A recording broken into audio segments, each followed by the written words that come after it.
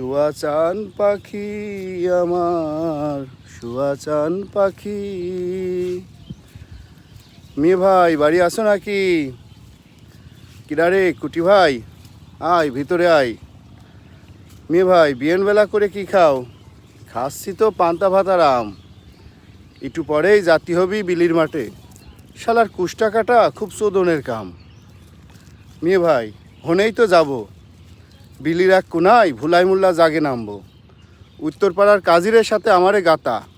আজানের আগে জ্যাম্মাই হোক ধুতি হবি, মাথাপতি 300 হাতা। ক্যারে মনি ও বেলা কি করবি?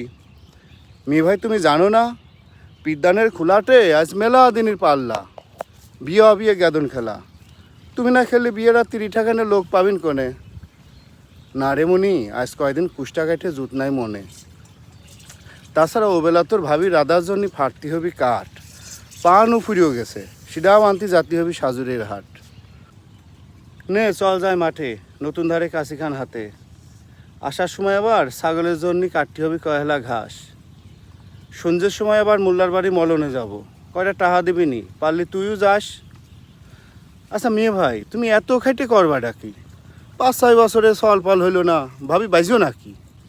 এই আউসের বতরটা দেহে তোমারে আবার করাবো বিয়া। পশ্চিমের সাথে লাঠি ধরতি জ্যাম্বাই হোক খাওয়াতি হবি 6-7টা সল মিয়া। কুটি ভাই মেলা কইছি শোন, তোর ভাবি সারে এক রাত্রি থাকলেই পড়ে আমার মন। খালে নামার আগে শুনে যা, বিয়ার করবো না নে, যতদিন বাসি ততদিনই থাকুক সে আমার পরাণে। অসংখ্য ধন্যবাদ কষ্ট করে আমার কবিতাটি শোনার জন্য। আসলে এটি খোকসা কুমারখালী শোলকুপা অঞ্চলের আঞ্চলিক ভাষায় রচিত। আর এটির প্রেক্ষাপট হচ্ছে আজ থেকে 40-50 বছর আগে আমাদের গ্রামে পাশাপাশি বসবাস করা দুইজন ভাইয়ের, মেয়ে ভাই আর কুটি ভাই, এদের কথোপকথন। এই কথোপকথনের মাধ্যমে আসলে আমাদের অঞ্চলে প্রচুর পাট জন্মে। এই পাটের আঞ্চলিক নাম কুষ্টা। তো এই কুষ্টা কাটা আসলে খুব কষ্টসাধ্য ব্যাপার, মানে খুব পরিশ্রমের ব্যাপার, যার জন্য আমার এই কবিতাটা কুষ্টা কাটা চোদনের কাম। আর এটি আঞ্চলিক ভাষায় লেখার অর্থ হচ্ছে আমাদের রুট বা আমাদের জন্মের পর থেকে আসলে আমরা গ্রামে বড় হয়েছি, আমরা আঞ্চলিক ভাষায় কথা বলি।